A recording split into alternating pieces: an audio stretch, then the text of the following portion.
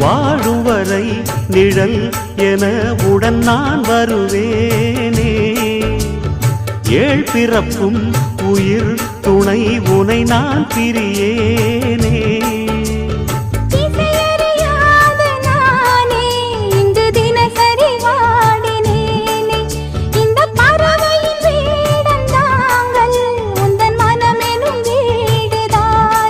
நீண்ட காலம் நேர்ந்த சோகம் நீங்கி போக நானும் தீண்ட யோகம் விளங்கிடும். பூமிக்கொரு வாரம் என்று எண்ணி இருந்தேன், பூமுதிக்க யாரும் இன்றி கண்ணி இருந்தேன். சொந்தமின்றி பந்தமின்றி நானும் இருந்தேன்.